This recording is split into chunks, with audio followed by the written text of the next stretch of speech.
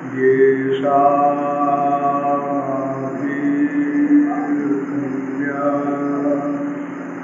यगुणकथने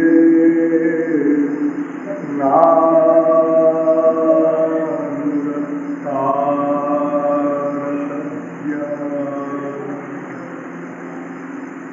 येषां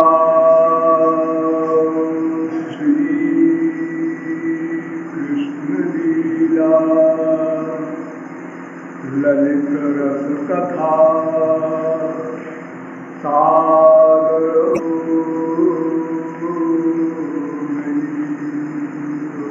कर्णो भिक्षा भिक्षा विवेका कथयति कथकं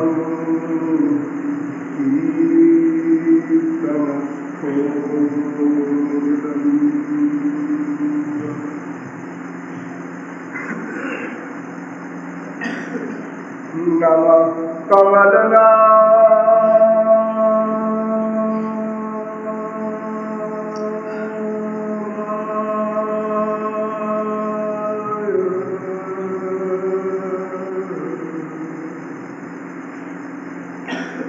नमः कमलना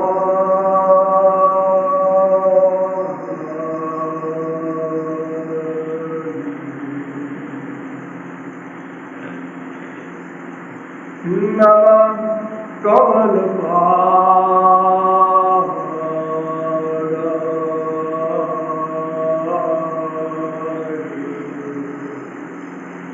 नमस्ते कमले यो ब्रह्माणं विदधाति पूर्वं यो वै वेदांश्च प्रज्ञोति तस्मै तद्ब्रह्मादेव मातृप्रकाशं चुर्वैक्षरमहं प्रपद्ये सरस्य सुरक्रीडस्य सरस्य ब्रजरस्य रसिक भावना दैनिक नियमानुसार थोड़ी देर भगवान नाम संकीर्तन कर लीजिए, पश्चात के प्रारंभ होगा। भज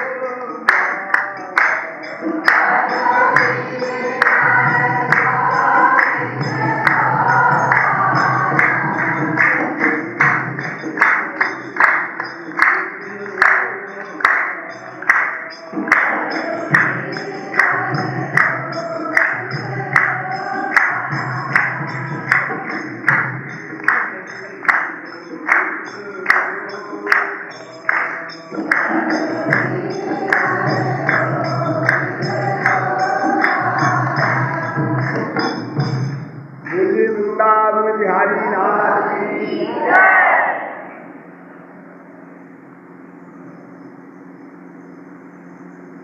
तमेव विदित्वा मृत्युमेव नान्यपन्था विद्यते जनाय।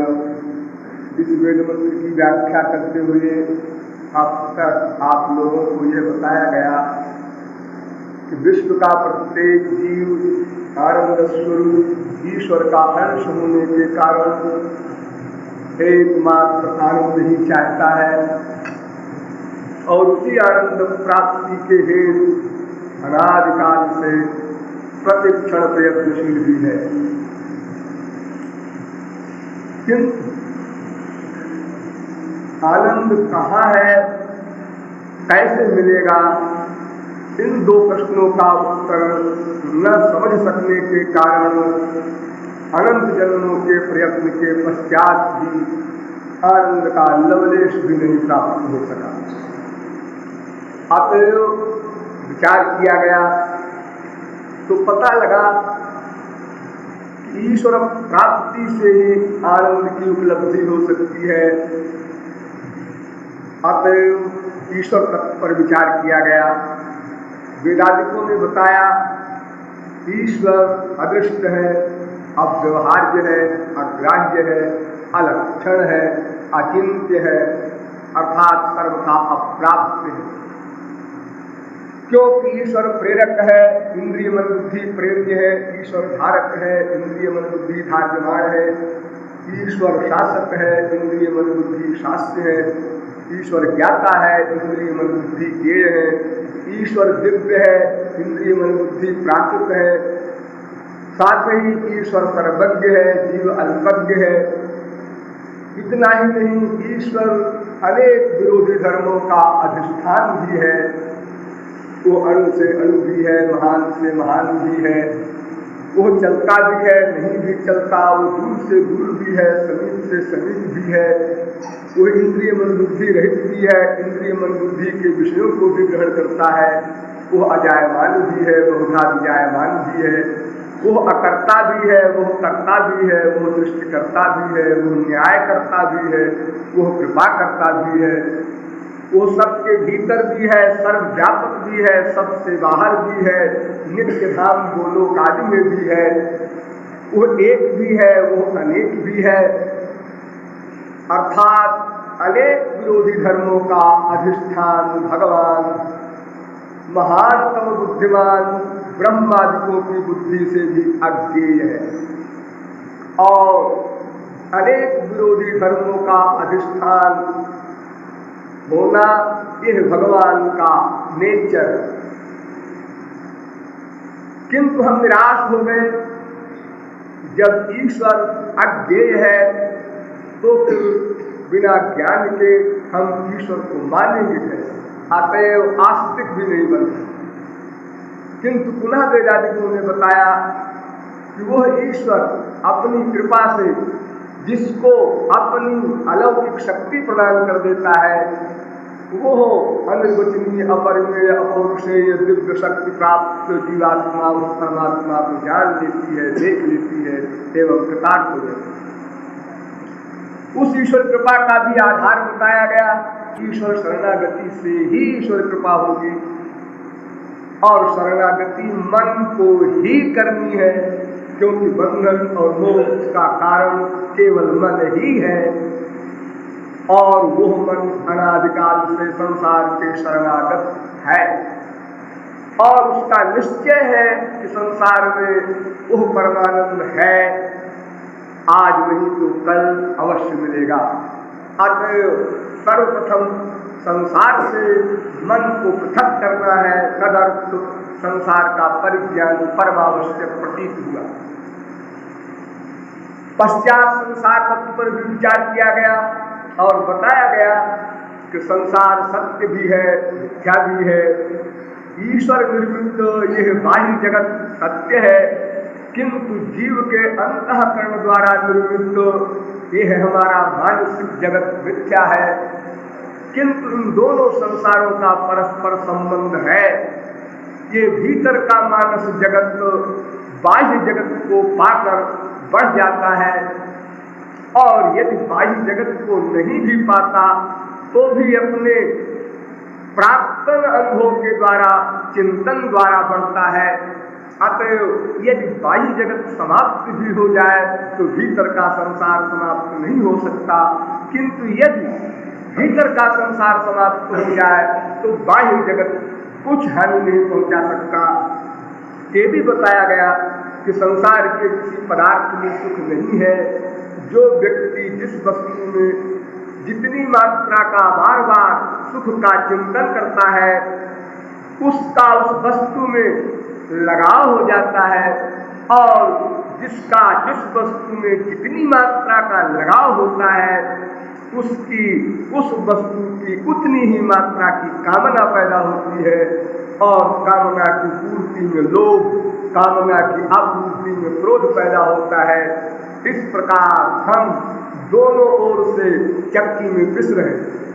ये भी बताया गया कि संसार के किसी पदार्थ के पाने के पहले तन निमित्त प्रयत्न में कष्ट होता है, उस वस्तु को पा लेने पर उसके संरक्षण में कष्ट प्लस उसके नष्ट हो जाने के भय में कष्ट होता है, और वस्तु के छिन जाने पर पुनः वियोग में कष्ट होता है। इस प्रकार प्रत्येक अवस्थाओं में कष्ट ही कष्ट है। पश्चात इस वर्तमान मृत्युलोक के अतिरिक्त स्वर्गाधिक लोकों पर विचार किया गया।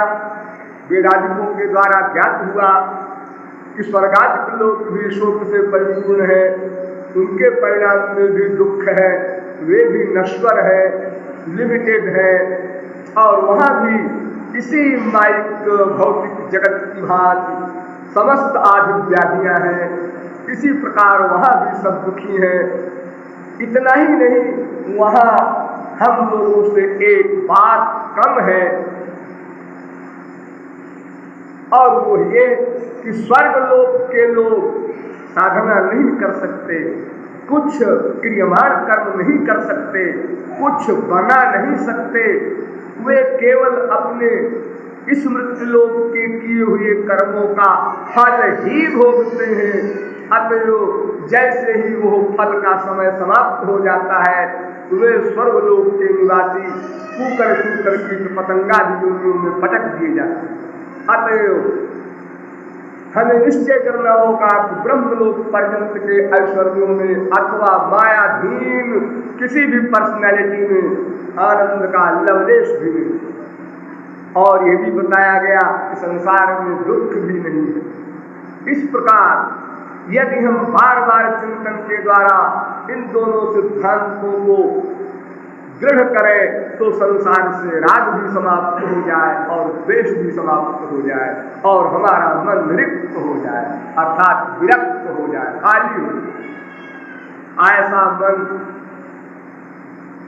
ईश्वर संबंधी साधना का अधिकारी होता है, किंतु ईश्वर संबंधी साधना कौन बतावे, इसके लिए एक श्रोत्रिय ब्रह्मनिष्ठ महापुरुष की आवश्यकता है। उस महापुरुष के बारे में भी आपको बताया गया। यद्यपि वे महापुरुष हमारी ही भांति प्राकृत कर्म करते हुए दिखाई पड़ते हैं, किंतु उन्हें हम बाहर से न देखें, उनके भीतर घुसे और उनके भीतर जो श्याम सुंदर के वियोग की अग्नि है, उस प्रेम के द्वारा उन प्रेमी रसिकों को पकड़े, और जब इस प्रकार पकड़ में आ जाए विरक्त मन वाले साधक का, तो बस इससे बड़ा और कोई सौभाग्यशाली जीव नहीं हो सकता। पश्चात साधना का विषय आया। तत्संबंध में आपको कर्म भक्ति के 3 मार्ग बताए गए। कर्म के अंतर्गत विकर्म कर्म, कर्मयोग, कर्म संन्यास, इन चारों का प्रतिपादन किया गया, और संक्षेप में यह समझाया कि ईश्वर भक्ति रहित कोई भी कर्म धर्म हो, वो चाहे वैदिक हो, चाहे स्मार्त हो, चाहे पौराणिक हो, चाहे लौकिक हो, निंदनीय है, क्योंकि वो माया निवृत्ति कराने में असमर्थ है, परमानंद प्राप्ति कराने में असमर्थ है। अतएव कर्म के द्वारा हमारा काम न बनेगा, हमें कर्मयोग अपनाना होगा या कर्म संन्यास अपनाना होगा। अर्थात मन का अटैचमेंट केवल सगुण साकार भगवान में ही करना होगा। पश्चात ज्ञान योग का विषय आया। ज्ञान और ज्ञान योग के विषय में भी आपको यह बताया गया कि केवल ज्ञानी अर्थात थ्योरेटिकल मैन, उसका कोई तात्पर्य नहीं है स्पिरिचुअल साइड से, वो तो एकमात्र अहंकार का पुतला है। किंतु जो अभेद भक्ति करता है, एकत्व की भक्ति करता है, ऐसा ज्ञान योगी निंदनीय नहीं है। किंतु इतना ध्यान रखना है, इसको स्वर्ण अक्षरों में नोट कर लीजिए कि ज्ञान योग का अधिकारी वही होता है जो साधन चतुष्टय संपन्न हो, पूर्ण निर्विण्ण हो, अंतःकरण शुद्धि हो चुकी हो। किंतु भक्ति योग का अधिकारी नातिशक्त नातिविरक्त सभी जीव होते हैं। अतएव अधिकारी भेद से भी भक्ति योग हमारे लिए ग्राह्य है। पश्चात इन दोनों मार्गों के बीच का अंतर बताया गया कि ज्ञान योगी को भगवान नहीं संभालते, अतएव साधन पथ में उसके पतन की पग पग पर संभावना है। किंतु भक्ति योगी को भगवान स्वयं संभालते हैं, अतएव उसके पतन का प्रश्न ही नहीं उपस्थित होता। पश्चात अंतिम अंतर भी बताया गया कि निराकार ब्रह्मानंद को प्राप्त कर लेने वाले जीवन मुक्त कमलात्मा परमहंस भी सगुण साकार प्रेमानंद में बरबस विभोर होते हैं। यह ब्रह्मादिक, सनकादिक, जनकादिक, शुकादिक, व्यासादिक, शंकराचार्यादिक अनेक परमहंसों के उदाहरणों द्वारा भी समझाया गया और लॉजिक से भी समझाया गया कि ब्रह्म तो नहीं है, ब्रह्म एक ही है, किंतु निराकार ब्रह्म से साकार प्रेमानंद में कुछ विशेष वैलक्षण्य अवश्य है।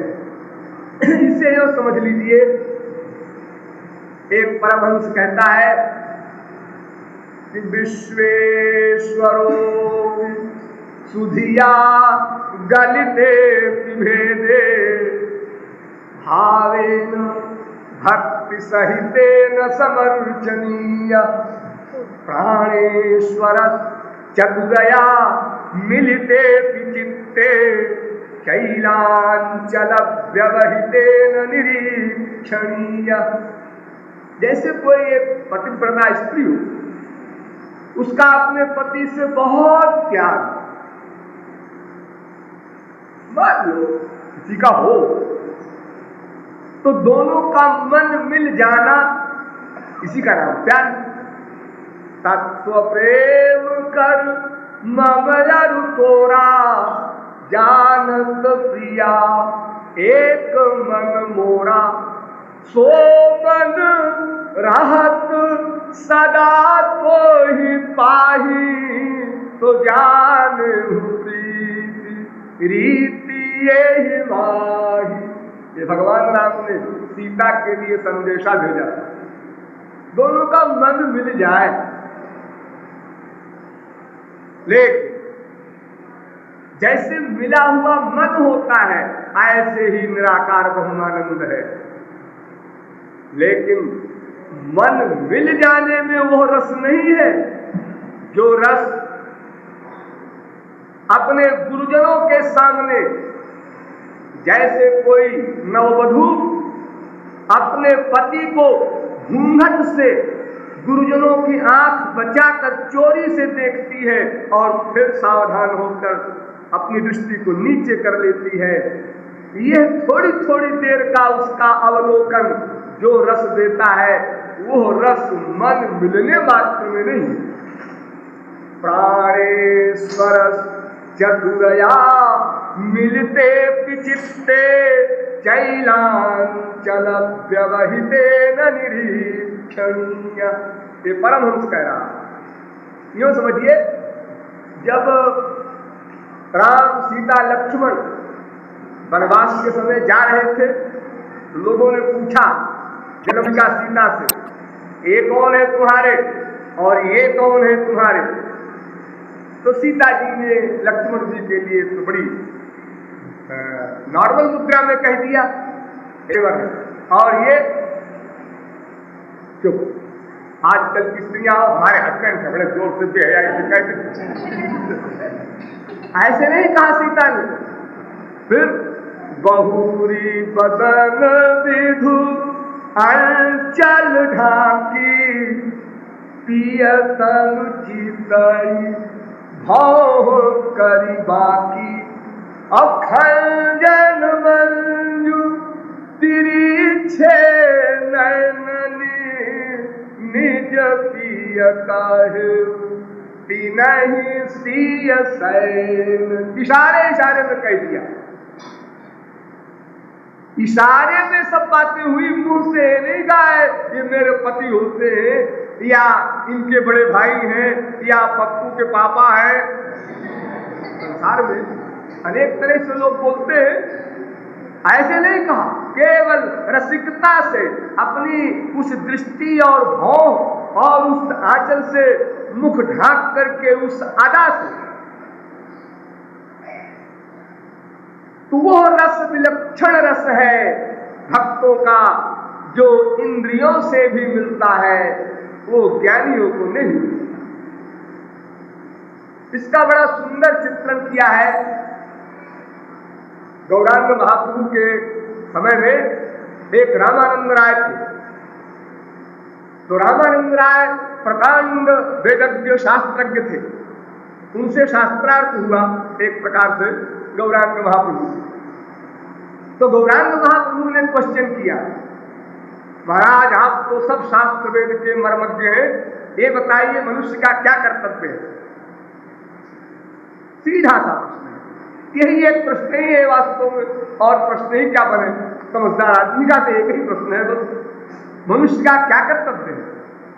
तो उन्होंने उत्तर दिया गीता से। क्या उत्तर? स्वे स्वे कर्मण्यभिरतः संसिद्धिं लभते नरः। अपने अपने धर्म का पालन करो। तो महाप्रभु जी तो शास्त्र वेद के विद्वान, क्या स्वयं राधावतार। उन्होंने कहा हाँ ये तो आप ठीक कहते हैं, लेकिन ये तो स्वर्ग तक पहुंचाएगा, इससे ऊंचा बताओ ये हमें नहीं चाहिए। तो उन्होंने कहा योगिन कर्म कुर्वन्ति संगं त्यक्त्वा आत्मशुद्ध है। योगी लोग, कर्म योगी लोग जो कर्म करते हैं आसक्ति को छोड़ करके वो कर्मयोग करो। गौरांग महाप्रभु ने कहा इसमें तो अंतःकरण शुद्धि लिखी है, अंतःकरण की शुद्धि होगी। जिसका अंतःकरण शुद्ध हो चुका है वो क्या करे। तो रामानंद राय ने कहा कि सर्वधर्मान् परित्यज्य मामेकं शरणं व्रज अहं त्वां सर्वपापेभ्यो मोक्षयिष्यामि मा शुचः। गौरांग महाप्रभु ने कहा ठीक है, लेकिन ये तो धर्म भीरु के लिए उपदेश है। अर्जुन धर्म भीरु डरपोक था, उसने हथियार छोड़ दिया जरा सी बात के लिए। तो अज्ञानियों का लिए उपदेश है। जिसको ये अज्ञान ही पास में ना आवे कभी, उसको क्या करना चाहिए। तो रामानंद राजा गंभीर हो गए। उन्होंने कहा उसके लिए ब्रह्मभूत प्रसन्नात्मा न शोचति न कांक्षति समः सर्वेषु भूतेषु मद्भक्तिं लभते पराम्। तो भक्त्या माम् अभिजानाति यावान् यस्यास्मि तत्त्वतः ततो मां तत्त्वतो ज्ञात्वा विशते तदनन्तरम्। उसे पराभक्ति प्राप्त करना चाहिए। अच्छा, ये पराभक्ति जो प्राप्त करने की बात आप कर रहे हैं, ये कैसे की जानी चाहिए? ये तो समझ में आ गया कि भक्ति योग सर्वोत्कृष्ट आपने कहा, लेकिन वो कैसे की जाए, किस किस भाव से की जाए, ये सब विषय आज आप लोगों के सामने आ रहा है। हाँ, तो ऐसी भक्ति जिसमें बड़े बड़े परमहंस दीवाने हुए, वो भक्ति क्या है? कल मैंने संक्षेप में इशारा किया था। थोड़ा समझ लीजिए। एक भगवान है, नाम सुना होगा आप लोगों ने, हाँ, उसके अनंत नाम हो, अनंत रूप हो, अनंत गुण हो, कुछ हो, कोई अंतिम परात्पर शक्ति, सुप्रीम पावर, कोई भगवान है, हाँ है, ठीक है, उसके अनंत शक्तियां हैं, अनलिमिटेड पावर्स है उसके पास, 32,000 नहीं, उसके पास कोई चीज लिमिटेड है ही नहीं। उसके नाम अनंत, रूप अनंत, गुण अनंत, लीला अनंत, धाम अनंत, संत अनंत, पावर्स अनंत, सब अनंत है उसके पास। यहां तक कि वेद में उसका नाम रख दिया अनंत, अनंतश्चात्मा विश्वरूपो ह्यकर्ता सत्यम ज्ञानम अनंतम ब्रह्म यो वेद निहितम गुहायाम सोष्णुते सर्वान् कामान् सह ब्रह्मणा विपश्चिता इत्यादि। ठीक, तो उन अनंत शक्तियों में 3 शक्ति प्रधान है। अनंत शक्तियों को हम समेट करके 3 शक्ति में डिवाइड कर रहे हैं, बांट रहे हैं। एक चित्त शक्ति और एक जीव शक्ति और एक माया शक्ति।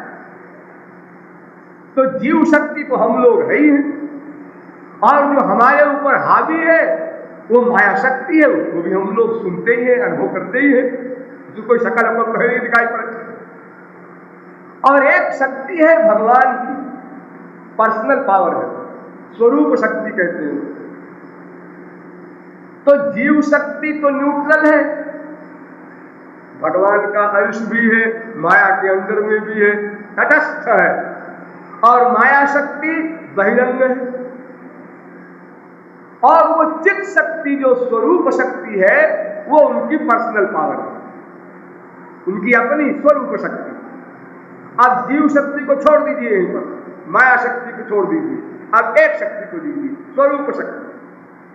भगवान की अनंत शक्तियों में सबसे उत्तम कौन? स्वरूप शक्ति।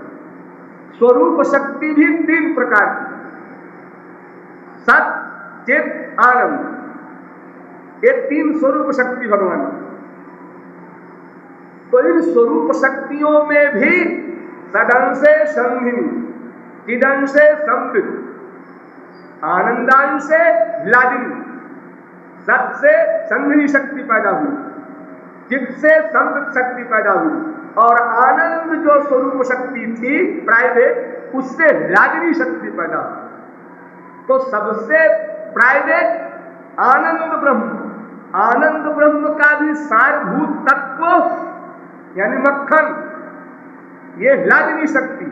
और लादिनी शक्ति रो परम सारो तारो प्रेम नामो, और उस लादिनी शक्ति रूपी मक्खन का भी सार जो घी है अंतिम, वो है भक्ति। यानी भगवान की अनंत शक्तियों में भी सबसे प्राइवेट, स्वरूप शक्ति में भी प्राइवेट, आनंद शक्ति में भी प्राइवेट, लादिनी शक्ति में भी प्राइवेट, ये प्रेमा शक्ति है। वह शक्ति भगवान की सबसे प्राइवेट शक्ति है, इसलिए उसको देने में डरते रहते हैं, देना नहीं चाहते। अगर कोई ऐसे यहाँ वहां से बात से मान जाए, फुसला दे उसको, झुठला दे, जैसे बच्चों को माताएं फुसलाती रहती हैं दिन भर, ऐसे ही भगवान भी भक्त सामने खड़ा है भगवान के, और भगवान कह रहे हैं वर मांगो, फिर भी देखो कल मैंने बताया था ना कि चालाकी किया राम ने, भूषण दीवान अति प्रसन्न मोहि जान, अणिमादिक सिद्धि मांग ले, अपार निधि मांग ले, मोक्ष सकल सुख खान। बड़े जोरों से मोक्ष का वर्णन किया, सकल सुख खान, और जबकि मोक्ष में सुख है ही नहीं, मोक्ष में सुख है ही नहीं। हाँ, मोक्ष उसे कहते हैं जिसमें ना सुख मिले ना दुख मिले। क्या मतलब सुख भोगने वाला, दुख भोगने वाला जो अंतःकरण है वही समाप्त हो जाता है विचारों का, केवल सत्ता रहती है जीवात्मा की, वो परमात्मा में उसका लय हो जाता है, एकत्व हो जाता है। बच्चों तो आनंद भोगे कौन? रसगुल्ला बन जाना अच्छा कि रसगुल्ला खाना? बस समझ लीजिए इतने में आप लोग, रसगुल्ला बन गया कोई, वो उसको रसगुल्ले का आनंद क्या मिलेगा? जो रसगुल्ला खाता है उसका आनंद मिलता है। तो जो द्वैत भक्ति करता है वही वास्तविक रस का अनुभव कर सकता है। तो मोक्ष दे रहे हैं राम, एक चालाकी। तो इसलिए कि सबसे प्राइवेट है लोग, क्योंकि वो दे देंगे तो क्या होगा? क्या हो, घट जाएगा कुछ? क्या उनका नहीं, घट नहीं जाएगा। उसमें एक राज है, क्या? अहम भक्त पराधीनो स्वतंत्र साधु ग्रस्त हृदय, मैं परम स्वतंत्र हूं। हाँ, लेकिन वो भक्ति नाम का जो जादू का डंडा है, वो जिसको मिल गया फिर वो उसी प्रकार नचाता है भगवान को जैसे मदारी बंदर को नचाता है। ठीक उसी जैसे हम लोगों को माया नचा रही है, ऐसे फिर वो जो माया रूपी वो भक्ति भगवान को नचाती है। इस डर के मारे वो चाहते हैं कि अगर ये न ले और कुछ ले ले तो कम से कम भगवान तो बने रहेंगे। इसलिए हरिणा शाश्वते येति, भक्तराम प्रसाद सिंधु में लिखा कि भगवान से बड़ी मुश्किल में दी जाने वाली ये भक्ति है। ये भक्ति तभी मिलेगी जब कोई भक्त किसी ऐसे भक्त का शिष्य हो, शरणागत हो, जो उस क्लास का भक्त हो।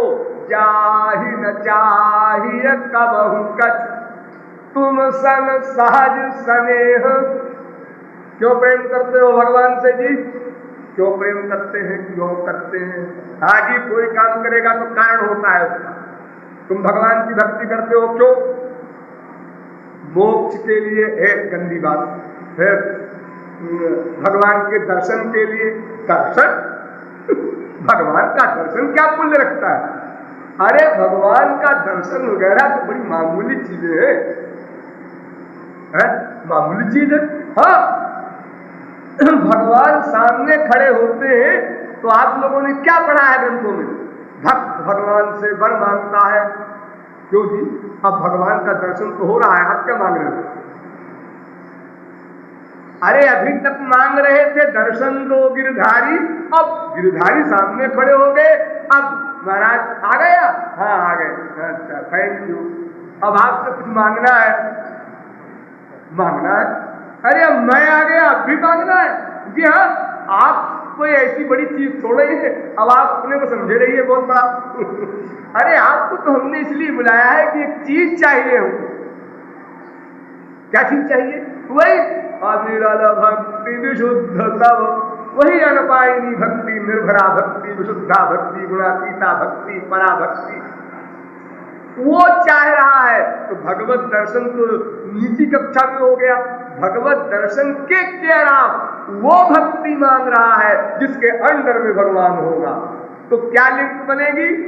भक्ति, भक्ति के अंडर में भगवान, भगवान के अंडर में मुक्ति, मुक्ति के अंडर में ज्ञान, ज्ञान के अंडर में कर्म, कर्म के अंडर में समस्त जीव। एक क्रम बन गया। तो वो भक्ति है जिसको पाकर ये सब परमहंस लोग दीवाने हो रहे हैं या चाहते हैं।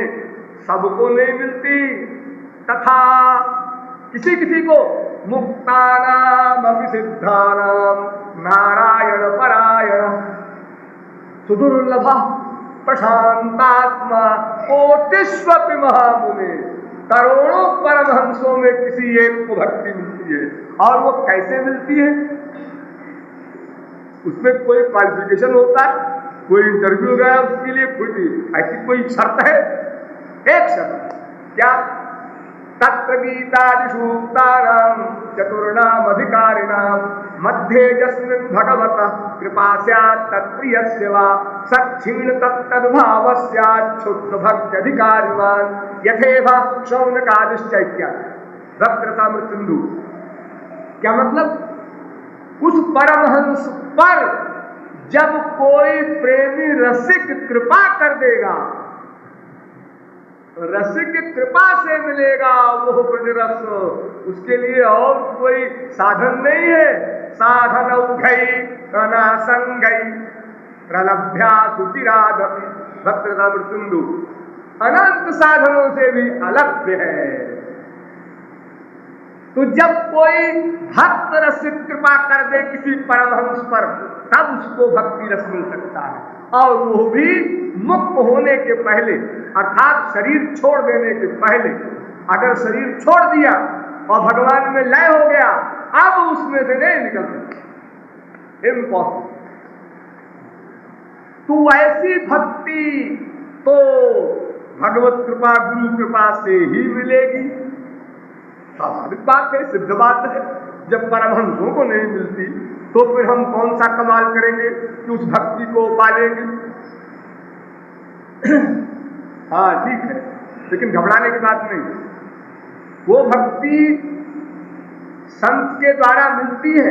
तो बिनु संत न काहू पाई, मिलाई जो संत हो ही अनुकूला। लेकिन क्या संत खपती है? एक को दे दे एक को न दे, इसको ढीला है क्या उसका? ऐसा नहीं, कुछ बात है उसमें। क्या बात है? भक्त्या संजातया भक्त्या बिभ्रत ने उत्तर दिया। इस प्रश्न का उत्तर और कहीं नहीं है, गीता में, शास्त्रों में, वेदों में कहीं नहीं पाया गया। हमने इसका उत्तर दिया कि भक्त्या संजातया भक्त्या, भक्ति से भक्ति मिलती है। भक्ति से भक्ति मिलती है, यानी दो भक्ति है। जी हाँ, एक भक्ति की जाती है और एक भक्ति मिलती है। ये दो भक्ति जो की जाती है और जो मिलती है, इन दोनों भक्तियों के साथ साथ उसके 10 भेद और भी हैं। हाँ देखिए, अब आपको 10 भक्तियों को हम बता रहे हैं, संक्षेप में समझिए, उनकी व्याख्या बहुत लंबी है। साधन भक्ति नंबर 1, भाव भक्ति नंबर 2, प्रेमा भक्ति नंबर 3, स्नेह भक्ति नंबर 4, मान भक्ति नंबर 5, प्रणय भक्ति नंबर 6, राग भक्ति नंबर 7, अनुराग भक्ति नंबर 8, भावावेश भक्ति नंबर 9, महाभाव भक्ति नंबर 10।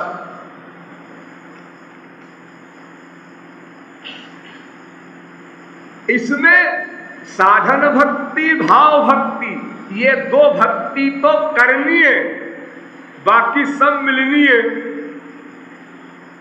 प्रेमा भक्ति से लेकर के जितने ऊपर मैंने बताई, प्रेमा भक्ति, स्नेह भक्ति, मान भक्ति, प्रणय भक्ति, राग भक्ति, अनुराग भक्ति, भावावेश भक्ति, महाभाव भक्ति, ये सब भक्तियां वही है, वहीं से मिलेंगी।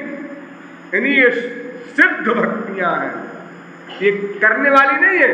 करने वाली 2 भक्ति, एक साधन भक्ति, एक भाव भक्ति, और 2 को भी एक में कह दो, साधन भक्ति, और सब सिद्ध भक्तियों को एक में कह दो, सिद्ध भक्ति। तो साधन सिद्धि राम पग नेहू। देखो इशारा तुलसीदास जी का, कितना सुंदर इशारा है। साधन, भगवान में प्रेम, ये साधन भी है, सिद्धि भी है। अब इतना संक्षेप है कि कोई पाठक नहीं समझ सकता, लेकिन ये इशारा यही है कि साधन भक्ति करने से वो सिद्ध भक्ति मिलती है। मन क्रम वचन छाड़ी चतुराई भजत ही, साधन भक्ति। तो कृपा करत रघुराई, तब सिद्ध भक्ति मिली। प्रभु प्रसाद को पाओ। ठीक, अब भक्ति का लक्षण समझ लीजिए। साधन भक्ति करने से क्या होगा समझ लीजिए यहीं पर। साधन भक्ति और भाव भक्ति, ये दोनों भक्ति करने से क्या होगा? इससे अंतःकरण की शुद्धि होगी बस। क्योंकि अंतःकरण की शुद्धि तो धर्म कर्म से भी हो जाएगी। अगर हम निष्काम धर्म का पालन करें, न धर्मेण पापमपानुदति तैस्तान्यघानि पूयन्ते तपोदान व्रतादिभिः। वेदव्यास भागवत में कहते हैं, जितने भी धर्म कर्म है उनसे पाप नष्ट होगा। अगर विधिवत करो तो पाप नष्ट होगा, तो पाप नष्ट होगा तो हो गया, अंतःकरण शुद्ध हो गया। न पाप नष्ट होना और बात, अंतःकरण शुद्ध होना और बात। जैसे किसी को सजा हो गई, डकैत को सजा को दी जाती है 5 साल की। 5 साल सजा हो गया, भोगने के बाद जब छूट कर आया, अब कोई नहीं कह सकता कि तुम अपराधी हो, सब हो गए। लेकिन जो अपराध किया था दंड हो गया है, अब वो अपराध खत्म माना गया गवर्नमेंट के यहाँ। लेकिन वो डकैत जेल से चलने के पहले ही प्लानिंग कर चुका है, रास्ते में डाका डालेंगे उसके यहाँ, यानी वो फिर पाप करेगा। तो अगर किसी पाप का हमने प्रायश्चित कर लिया तो इससे फिर पाप करने की प्रवृत्ति बनी रहेगी। लेकिन अंतःकरण शुद्धि का मतलब ये होता है कि फिर उससे गलत काम होगा ही नहीं। इसलिए वेदव्यास कहते हैं, तैस्तान्यघानि पूयन्ते तपो दान व्रतादिभिः ना धर्मजं तद्धृदयं तदपि सांघ्रि सेवया। वो श्री कृष्ण भक्ति से ही शुद्ध होगा। धर्म सत्यदयोपेतो विद्या वा तपसान्विता मद्भक्त्यपेतमात्मानं न सम्यक प्रपुनाति। अरे ऐसा वैसा धर्म नहीं, सत्य और दया से युक्त हो प्लस तपश्चर्या से युक्त ज्ञान हो तो भी अंतःकरण की शुद्धि नहीं कर सकता बिना श्री कृष्ण भक्ति के। ये श्री कृष्ण कह रहे हैं उद्धव से भागवत में 11वें स्कंद में 14वें अध्याय में पढ़ लीजिए। तो इस प्रकार आपको भक्ति जो करनी है वो इसलिए करनी है कि अंतःकरण निर्मल हो जाए। तो निर्मल मन जन सो मोहि पावा, वो पात्र बन जाए, बर्तन बन जाए। आखिर गुरु किसमें सामान दे आपको? जो आजकल गुरु लोग चेलों का कान पूछते हैं, इसकी परंपरा क्या थी प्राचीन काल में कि जब अंतःकरण की शुद्धि शिष्य की हो जाए तो गुरु मंत्र देता था और मंत्र देते ही भगवत प्राप्ति हो जाए, 1 सेकंड की देर न हो। जैसे आपके यहां सब फिटिंग हो गई बिजली की, बल्ब भी लग गए, पंखे भी लग गए, सब तार लग गए, अब एक कसर बाकी है, पावर हाउस से जरा परमिशन मिल जाए, कोई जोड़ दे। वो परमिशन भी आ गई। अब मैकेनिक आया, उसने वो जो खंभे वाले तार से आपके घर वाले तार को यूं छुआया तो एक साथ लाइट बन के चलने लगी। ये तो भला 1 सेकंड में 1,86,000 मील ही चलेगी बिजली, लेकिन उधर भगवत कृपा तो इमीडिएटली हो, तत्काल, वहां देर नहीं, बस वही कृतार्थ हो गया। गुरु शिष्य को देता है वो पावर, वो भक्ति, वो स्पिरिचुअल हैप्पीनेस। ये नहीं कि खाली दे दिया रामाय नमः, कृष्णाय नमः, गोविंदाय नमः। ये क्या दे रहे हो जी? ये मंत्र, इसका मतलब क्या? हे श्री कृष्ण आपको नमस्कार, हे राम आपको नमस्कार। तो क्यों जी अगर हिंदी में कह दिए हम हे राम आपको नमस्कार तो भगवान की यहाँ झगड़ा चलता है लैंग्वेज का? क्या भगवान की भाषा से प्रेम करता है? मूर्खो बदति विष्णाय धीरो बदति विष्णवे। मूर्ख कहता है विष्णाय नमः, गंगाय नमः।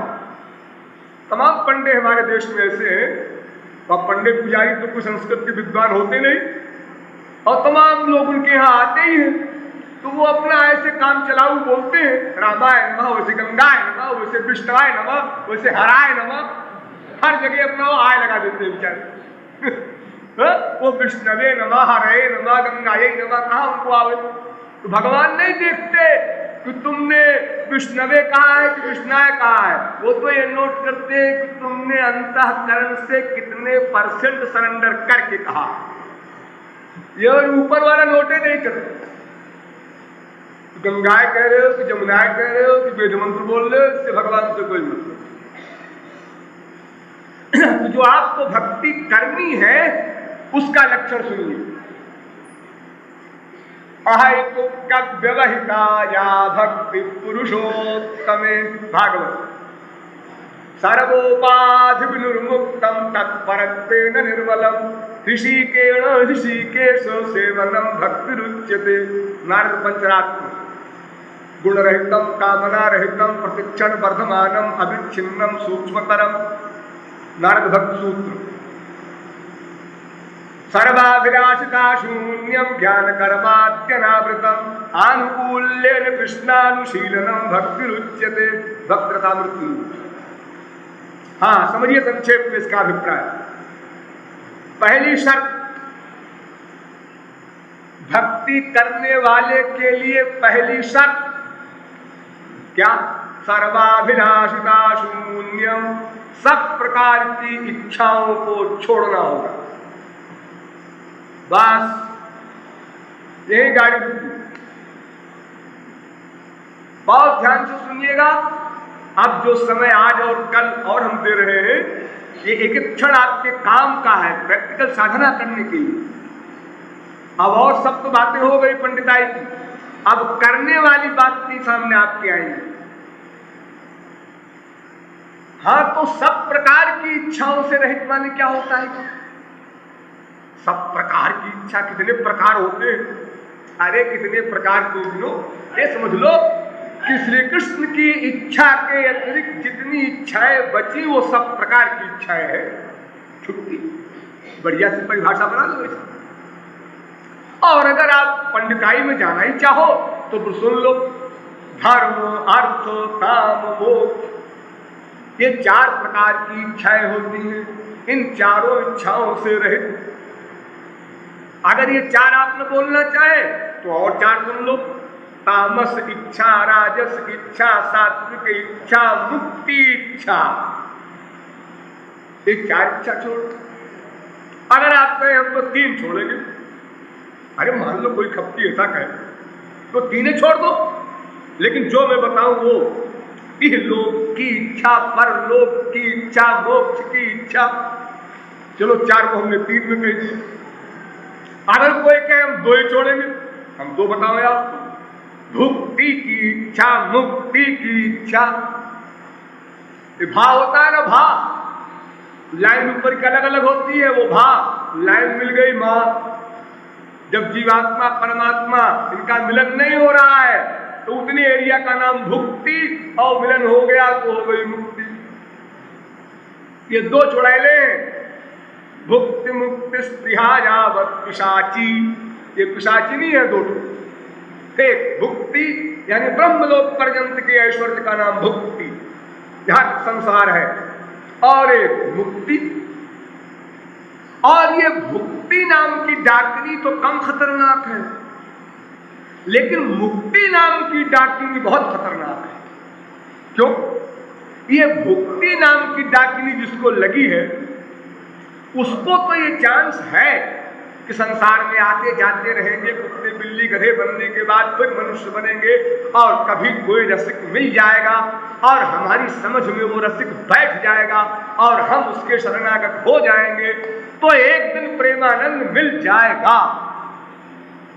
लेकिन अगर मुक्ति डाकिनी लग गई किसी को और भगवान में वो लीन हो गया तो वो तो अनंत काल के लिए प्रेम रस से वंचित हुआ।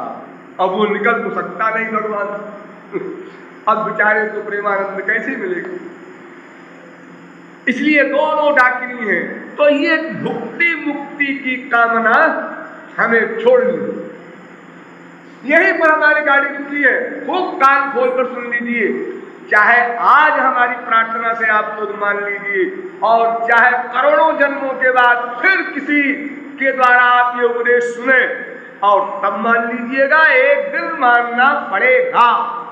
जब तक यह बात आपके मस्तिष्क में नहीं बैठेगी तब तक आप भक्ति कर ही नहीं सकते। सब धोखा, दंभ है, बनावट है, परिणाम उसका नथिंग।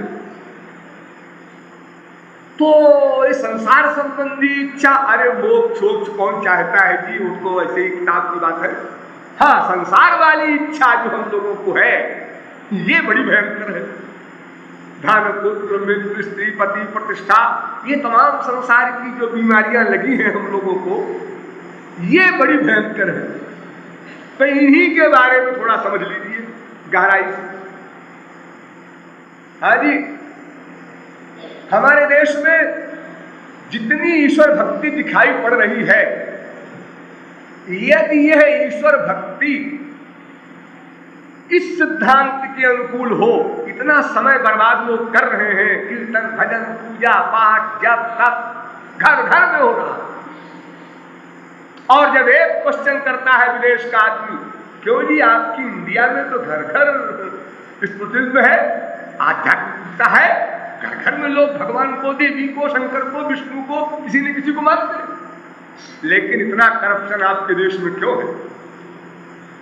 क्या उत्तर है हमारे पास? कोई उत्तर नहीं। क्योंकि जो आध्यात्मिकता है असली वो नहीं है। क्यों? ये गड़बड़ है, सर्वाभिलाषिता शून्यम। हमारी बुद्धि में ये नहीं भरा अभी तक कि सब प्रकार की इच्छाओं को छोड़ देना पड़ेगा, तब ईश्वर भक्ति के राज्य में प्रवेश मिलेगा।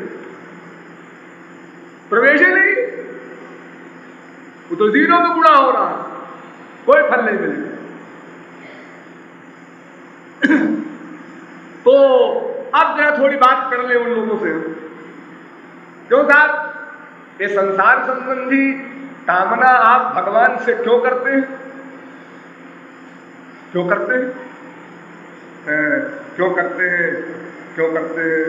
आप बताओ क्यों करते हैं? आपको एक बात मालूम है कि संसार में सुख है कि भगवान में? सीधा सा उत्तर दो हमारी एक बात। हाँ जी, ये तो ठीक है, तो हम जानते हैं, राम नाम सत्य है। ये तो हम लोगों को पता है, इंडिया वालों से आप क्वेश्चन न कीजिए, गधों को मालूम है। संसार में सुख नहीं, भगवान में सुख। और आप चाहते क्या है? सुख। और भगवान से मांगते क्या है? संसार। क्यों जी? अगर मिठाई की दुकान पर खड़े होकर आप ये कहें, आए हलवाई मुझे चप्पल दे दे, चप्पल दे दे, तो मिठाई का दुकानदार सोचेगा कहीं ये कोई आंध्र प्रदेश का या कहीं तमिलनाडु वगैरह का आदमी होगा, चप्पल नाम की कोई मिठाई होगी भाई, अपन नहीं समझते। तो वो पूछेगा कि चप्पल कैसी होती है, तो उसने अपनी चप्पल उतारा और दिखा दिया ऐसी होती है। मिठाई का दुकानदार हैरान कि पागल है, और क्या है, पागल ही होगा। ये मिठाइयां हमारी दुकान पर सब चारों ओर दिख रही है, मिठाई की दुकान है, यहाँ चप्पल मांग रहा और हमको चप्पल दिखा रहा। अननेचुरल। भगवान के यहाँ आनंद ही आनंद है, आप उससे मांगते हैं उसकी उल्टी चीज। अगर आपको संसार मांगना है तो संसार से मांगो, मिठाई की दुकान पर मिठाई मांगो, चप्पल की दुकान पर चप्पल मांगो। भगवान से संसार मांगते हो, इसका मतलब संसार से भगवान मांगोगे। फिर है संसार वाले, तो हमको भगवान दे दो, तो वो भी हंसेगा कि भैया हम संसार के लोग हैं, हमारे पास कहाँ भगवान है जो आपको दे दे। आए सूरदास हमें आंख दे दो, आए निरक्षर भट्टाचार्य हमको वेद का ज्ञान करा दो। तो हंसी की बातें हैं, भलाई कौन इसको सेंसिबल आदमी कहेगा। नंबर 2, एक बात बताओ कि जो कुछ संसार तुमको मिला है, क्या भगवान की ये हिम्मत है कि तुम्हारे प्रारब्ध को काट करके संसार दे दे? अरे साहब, भगवान की हिम्मत आप करते हैं? भगवान क्या नहीं कर सकते? क्या नहीं कर सकते? ये क्या नहीं कर सकते जो आपने पढ़ा है भगवान के विषय में, इसकी परिभाषा भी समझाए। भगवान क्या नहीं कर सकते? अरे यही नहीं कर सकते कि हम लोग उतार नहीं सकते बिना शरणागति के। चलो, आप कहते हैं भगवान क्या नहीं कर सकते? अरे भगवान बहुत कुछ नहीं कर सकते। मैं किताब लिख दूं लंबी चौड़ी कि ये काम भगवान नहीं कर सकते। हाँ? तो उसी तरह से एक बात और भी है जो भगवान नहीं कर सकते। वो क्या है? प्रारब्ध को नहीं काट सकते, हिम्मत नहीं होती। अवश्यमेव भोक्तव्यम कृतं कर्म शुभाशुभम। प्रारब्ध भोगना पड़ेगा, ज्ञानी को भी परमहंस को भी, कोई भी हो। इतने फर्क है कि ज्ञानी भुगते ज्ञान से, मूर्ख भुगते रोए। बाप दोनों का मरेगा, वो चाहे परमहंस का बाप हो चाहे गधे का बाप हो। अब परमहंस का बाप मरेगा तो सुनेगा क्या हुआ, पिताजी मर गए, अच्छा अच्छा तो ठीक है, लकड़ी लकड़ी मंगाओ। बोले कॉमन बोल रहे यार, तो तुम्हें नई बात क्या हो रही है जो कॉमन ढंग से न बोले? कोई नई बात हो, अनहोनी बात हो, अरे सबको मालूम है जातस्य ही ध्रुवो मृत्यु, जो पैदा होगा मरेगा। हो गया। तो प्रारब्ध सबको भोगना पड़ेगा। जी हाँ, भगवान कुछ नहीं कर सकते। हाँ, पूर्व जन्म में जिसने भगवत प्राप्ति की, दशरथ जी महाराज मनु के रूप में, और इस जन्म में अवतार लेकर आए, राम के बाप बने, इतना बड़ा सौभाग्य। मर गए, राम ने नहीं बचाया और आंसू बहा रहे, श्राद्ध कर रहे, बचा नहीं सकते। कौशल्या विधवा हो गई। कौशल्या राम के पास नहीं कह सकती थी क्या, अरे बचाओ ना, ऐसा बेटा पा करके मैं विधवा बनूं? और आजकल आप लोग ₹1.25 देकर पंडितों से कराते हैं मृत्युंजय का जाप। त्र्यंबकं यजामहे सुगंधिं पुष्टिवर्धनम् उर्वारुकमिव बन्धनान् मृत्योर्मुक्षीयमामृतात्। पंडित जी अवघाते हुए जप कर रहे हैं ₹1.25 में। अब आपका बेटा जो मरने जा रहा था ना, वो अब बच जाएगा। फुल में था। देखो अभिमन्यु, जिनके बाप अर्जुन, महापुरुषों में धुरीण, गीता ज्ञानी अर्जुन, चैलेंज के साथ महापुरुष, उसका बेटा अभिमन्यु लड़ाई में मारा गया। उत्तरा विधवा हो गई। अब शादी कराने वाले वेद व्यास, वो भी भगवान के अवतार। वेद व्यास ने लग्न शोधा। अब बाप अर्जुन महापुरुष और मामा भगवान श्री कृष्ण, और वो वेद व्यास और वो श्री कृष्ण और वो अर्जुन कुछ नहीं कर सके, और सब बैठ के शोक मना रहे हैं। मुझे बड़ा अफसोस है अर्जुन कि तुम्हारा बेटा मर गया। अर्जुन कहता है महाराज उसको फिर से बुला दो। उन्होंने कहा हाँ बुला तो सकता हूं, लेकिन जिला नहीं सकता। बुला सकता हूं, जिला नहीं सकता, सुप्रीम पावर कह रही है। अरे बुलाओ तो, जब बुलाओगे तो जिला हुआ हो ही जाएगा। ना ना, मैं पहले बताया दे रहा हूं, मैं बुला सकता हूं, जिला नहीं सकता। भगवान ने बुला दिया। अभिमन्यु आया सामने। अर्जुन कहता है पुत्र, ने कहा क्या बकता है? अरे तू मेरा बेटा। अरे कितनी बार तू मेरा बेटा बन चुका है, वो तो खत्म हो गई बात। जो तेरा बेटा था वो तो मिटा। तो तनु यह तब आगे सोवा, अजीवन नित्य तुम के ही लगी रोवा। ये एक व्यक्ति ये सब का बाप बन चुका है, बेटा बन चुका है, बीवी बन चुका है, पति बन चुका है, भाई बन चुका है, बहन बन चुका है, सब का सब। अरे जीव तो उतने ही है जो हमारे बेटे हैं और हम उनके बाप दादे हैं, सीनियर हैं, वो हमारी पूजा करते हैं। नमस्कार दादाजी। अब हम मरे, अब मरने के बाद फिर जन्म होना है तो कहाँ होगा? वही बेटों के यहाँ होगा। अब वो सीनियर हो गए, हम उनको कहेंगे दादाजी नमस्कार। अब वो मरेंगे, फिर वो हमारे बेटे बनेंगे, फिर हम होंगे दादाजी। एक क्रम चल रहा है। अनादिकाल से।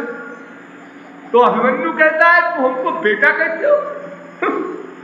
हम तुम्हारे बेटा कहाँ है?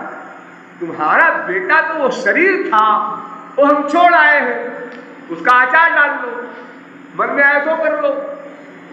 मैं किसी का बेटा नहीं, मैं तो अमृतस्य वै पुत्राः, भगवान का बेटा हूं।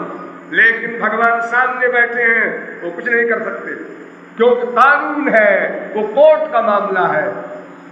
ये फैसला जजमेंट कोर्ट का मामला है, ये घरेलू मामला नहीं है कि जज साहब घर में आकर कोई टॉक करेंगे उस बारे में। तो कोर्ट में ही बयान लिखा जाएगा। कोर्ट से उठने के बाद कुछ जज साहब नहीं है वो। तो देखो भगवान ने नहीं बचाया, उत्तरा विधवा हो गई।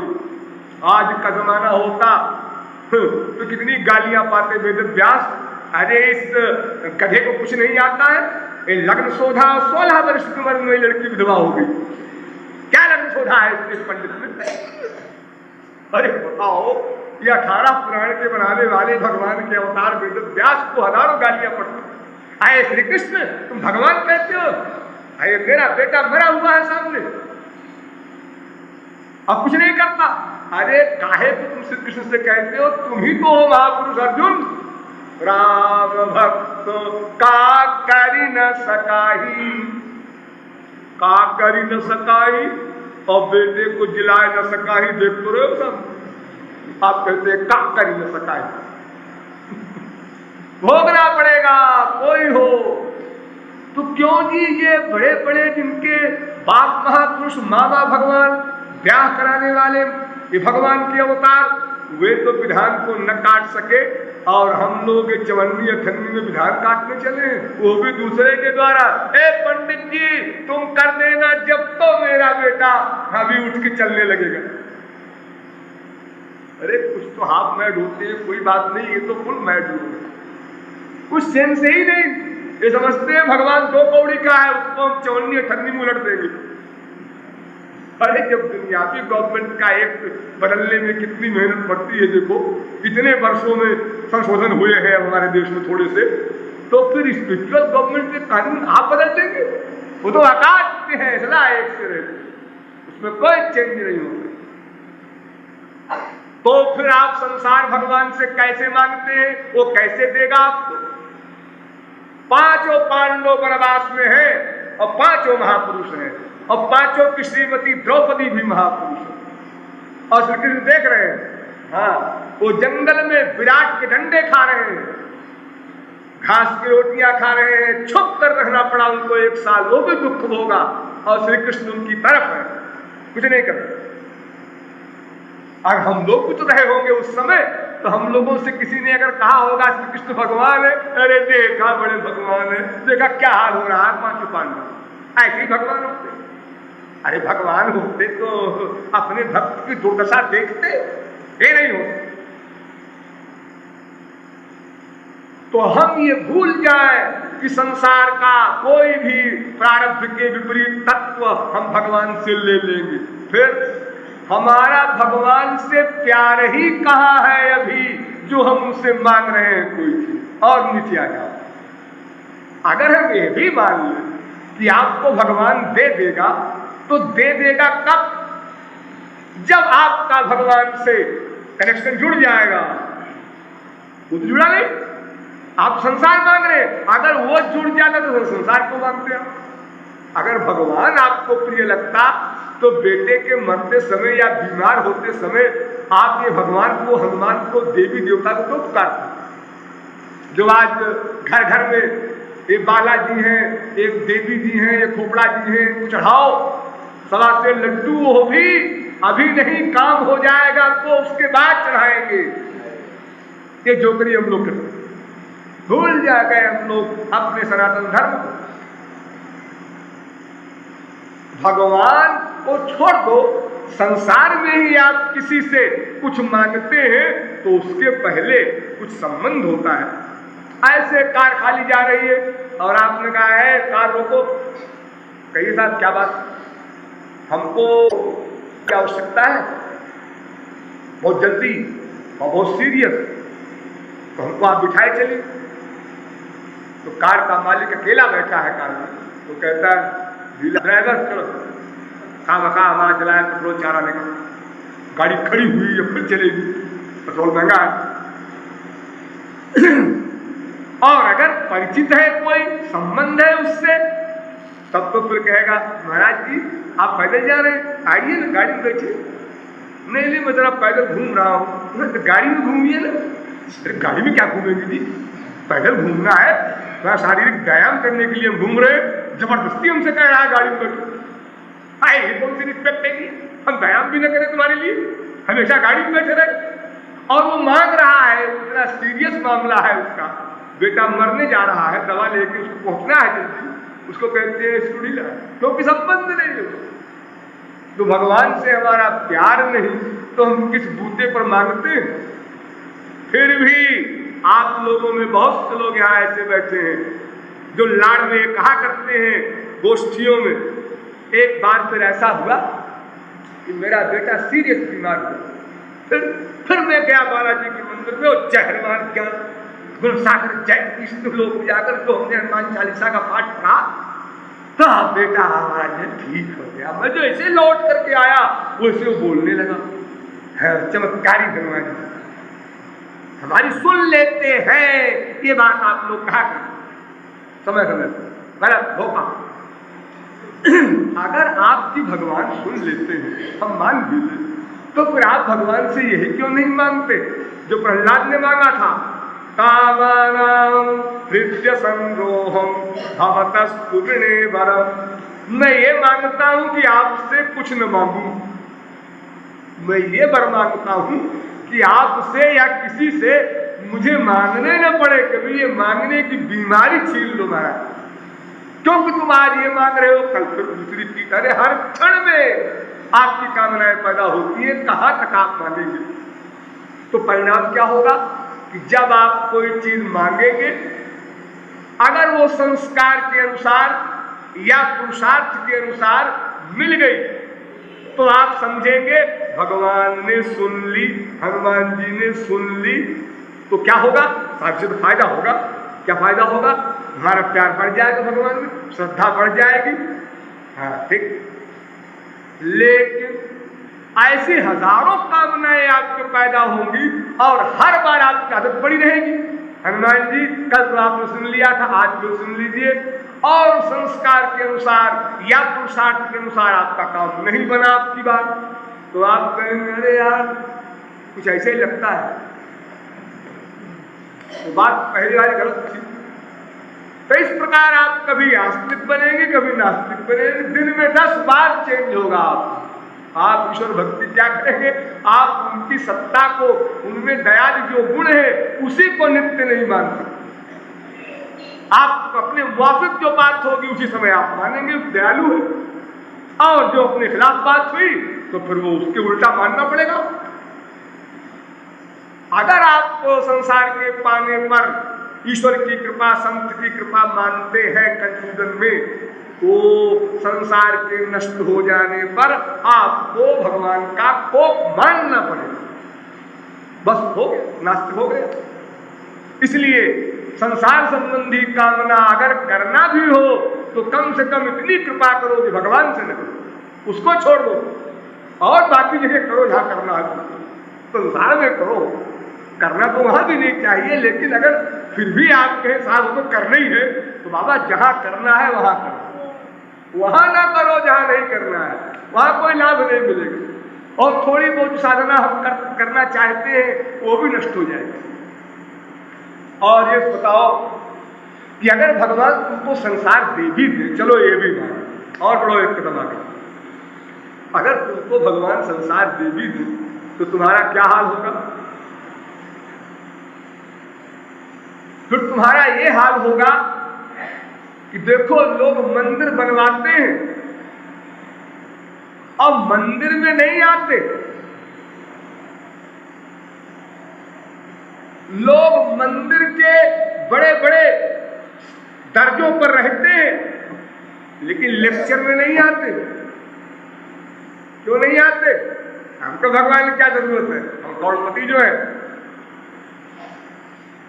क्यों आप क्यों नहीं आते, हम दूसरे भगवान जो है असिस्टेंट भगवान है, इसलिए हम वहां जाए। हर एक कृपालु शरीर के लाखों आते रहते हैं हमारे मंदिर में, हम काय गवाने की, हम बड़े आदमी हैं। यानी भगवान की बात सुनने को तैयार नहीं, वो चाहे भगवान के मंदिर से ही संपर्क हो। तो अगर संसार का वैभव मिल जाएगा तो ये फटीचर हाल हो जाएगा। एक नौकरानी रानी का बिस्तर बिछा रही थी, डल्लम का गद्दा, उसके ऊपर गुलाब की पंखड़ियां, उसके ऊपर रेशमी चद्दर, उसके ऊपर इत्र, सेंट, ये सब करके, और रानी अभी देर है उसके आने में, लेकिन अपना उसका काम हो तैयार की थी। और वहीं खड़ी हो गई, देखने लगी, हाथ टटोलने लगी। रानी को कितना आनंद मिलता होगा इसके ऊपर। अभी तो रानी को 10 मिनट है आने में, या देखे तो सो के कैसा लगता है। चिटकनी लगाया, चिटकनी लगी नहीं थी और वो समझी कि लग गई और ठाठ से सो गई रानी की तरह, बिल्कुल आराम से, वही तकिया सब बिल्कुल ढक। अचानक रानी जल्दी आ गई। उसने जो उसने किवाड़ा खोला,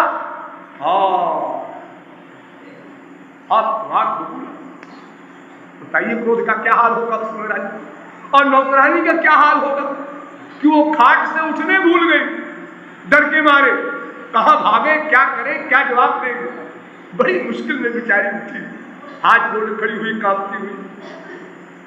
फिर ये हिम्मत, बुलाया नौकरों, लगाओ इसके 50 बेत।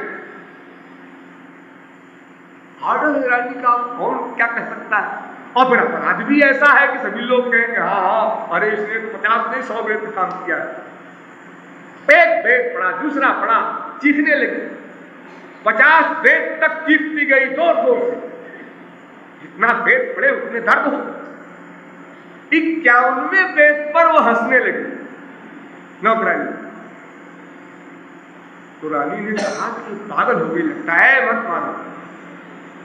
तो हंस रही। 50 बेत मारने के बाद तो उसको बेहोश हो जाना चाहिए, अब ये हंस रही। सब खड़े हो गए, सब हो गए। क्यों हंस क्यों रही रानी साहब?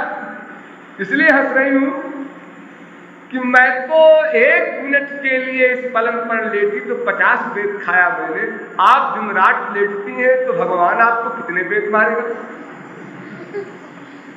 क्योंकि आपका भी तो, आपके लिए भी तो कोई रानी है और स्पिरिचुअल गवर्नमेंट। तो जब 1 मिनट का दंड 50 बेत है, तो जो पूरी लाइफ ऐसे पलंग पर सो रहा है उसको ईश्वर कितने बेतों का दंड देगा और वो कैसे बर्दाश्त करेगा, ये सोच के हंस रही हूं। और तो मैं जान ही रही हूं कि नौकरी से निकालती जाऊंगी। 50 बेत में कहा है तो हो गया। रानी को होश आ गया और नौकरानी के चरणों में गिर गई। जब भी जिस जीव का सौभाग्य प्राप्त हो जाए, तो अगर संसार का वैभव भगवान आपको दे भी देंगे तो फिर यही सब हाल होगा। आप लोगों को पता है रामावतार में एक ब्राह्मण ने, एक साधु ने एक कुत्ते को निरपराध डंडा मार दिया। तो कुत्ते ने राम दरबार में कोर्ट में जाकर मुकदमा दायर किया कि इस साधु ने हमको निरपराध मारा। राम ने कहा बोलो भाई, ये ठीक कहता है कुत्ता? उन्होंने कहा हाँ महाराज ठीक कहता है। तो फिर तुम्हें क्या दंड दिया जाए? अजय भाई तुम क्या दंड चाहते हो? कुत्ते से पूछा, ये तुम कौन सा दंड चाहते हो इनके लिए, तुम्हें खुशी हो जाए? तुमने कहा महाराज इनको अगले जन्म में या इसी जन्म में जब आपकी इच्छा हो महंत बना दीजिए, मठाधीश, करोड़ों की संपत्ति हो, अखब रसगुल्ला मालपुआ छने, आज ठाकुर जी मालपुआ खाएंगे। बच्चा गृहस्थी से कहते हैं बाबा लोग, आज हमारे ठाकुर जी मालपुआ खाएंगे। ठाकुर जी को क्यों बदनाम करते हो? ये कहो कि हमारा मन ललचा रहा है मालपुए के लिए। आज ठाकुर जी तस्मई खाएंगे। अब वो अंधविश्वासी बेचारा गृहस्थी बनाया जा रहा है, आज ठाकुर जी तस्मई खाएंगे। और सब खाए जा रहे हैं अपना। तो कुत्ते ने कहा कि मैं भी पहले मठाधीश था, संसार के वैभव में भूल गया ईश्वर को, तो मैं कुत्ता बना, तो इनको भी जरा सबक मिल जाए, कुत्ता बनेंगे जब ये, और कोई डंडा मारेगा निरपराध कुत्ते को तब मुझे चैन मिल जाए। तो अगर हम संसार के वैभव भगवान के द्वारा पा भी जाएंगे तो हमारी यही सब दुर्दशा होगी, और फिर मिलना ही असंभव है, मिलेगा कैसे? और फिर एक बात और सोचिए, क्यों जी आप भगवान से कोई चीज क्यों मांगते हैं? क्यों मांगते हैं? हमको जरूरत है, हम संसार में भी मांगते हैं। तो संसार में आप मांगते हैं तो संसार में तो लोग अल्पज्ञ हैं। जी हाँ, तो भगवान तो सर्वांतर्यामी है, वो तो आपके आइडियाज नोट कर रहा है। हाँ, कर रहा है, तो फिर आपको मांगने की जरूरत क्या है? देखो, जो तुरंत का पैदा हुआ बच्चा होता है वो कुछ मांगता तो नहीं, माँ सबको देती जाती जो उसके लिए आवश्यक है। जब तो भगवान जब सर्वांतर्यामी है तो तुम अपनी अकल क्यों लगाते हो? हम मांग रहे हैं भगवान से, वरना भगवान सुनता ना, बहरा है, अंधा है, देखता ना। अरे वो तो नोट कर रहा है। और फिर मांगने की अकल भी तुमको क्या है? देखो, हिरण्यकशिपु इतना काबिल था, उसने मांगा। देखो जी, हम न दिन में मरे, न रात में मरे, न घर में मरे, न बाहर मरे, न जमीन में मरे, न आसमान में मरे, न मनुष्य से मरे, न पशु से मरे। बड़ी काबिलियत लगाया उसकी मांगने में, फिर भी बेचारा मारा गया। तो हम विष के कीड़े, हम क्या मांगेंगे? हमको सामान्य नहीं मालूम है बढ़िया बढ़िया, हम मांगेंगे क्या? छोटे से बच्चे को अगर तुम एक हीरे जवाहरात की दुकान पर बिठा दो और साथ में वही लेमन जूस रख दो और उससे कहो बच्चा क्या लोगे, वही अमली दिखाएगा लेमन जूस। और क्या अकल है, हीरे जवाहरात क्या होते? तो हम संसार के रसगुल्लानंदी, हम ये ब्रह्मानंद की चीज और प्रेमानंद की चीज क्या जाने जो मांगेंगे उसको। इसलिए मांगने की बात सोचना ही गलत। और फिर वो सूत्र आप लोग याद रखेंगे जो मैंने बताया था संसार के स्वरूप में कि संभ्रंशयामि संपद्यो यस्येच्छाम्यनुग्रहम्, मैं जिस पर कृपा करता हूं उसकी सांसारिक संपत्ति छीन लेता है। ये भगवत कृपा है, ताकि वो संसार के सुख से रहित हो। तो सुख के माथे सिल परो, नाम हृदय पे जाय, और बलिहारी वा दुख की पल पल नाम रटाए। ठीक, तो मोक्ष पर्यंत की कामनाओं को हमें छोड़ना होगा। भगवान से प्रेम करना है, किस लिए? अगर किस लिए का उत्तर आपको देना ही पड़े तो अपने प्रेमास्पद को सुख देने के लिए, अपने लिए नहीं, उनके लिए। देखिए, मैं आपको 3 चीजें बता रहा हूं, तीनों को नोट रखिएगा। एक प्रेम, और एक काम, और एक व्यापार। बहुत ध्यान से समझिए। प्रेम और इसका ठीक उल्टा काम, और बीच वाला व्यापार। देना देना, देना देना प्रेम, लेना लेना कामना, और लेना देना, लेना देना बिजनेस, व्यापार। तो लेना लेना ये तो हमने सीखा, और लेना देना ये भी सीखा। देना देना कभी नहीं सीखा, उसी को सीखना। देना देना बस यही प्रेम है। संपूर्ण विश्व में कहीं प्रेम नहीं है। क्यों?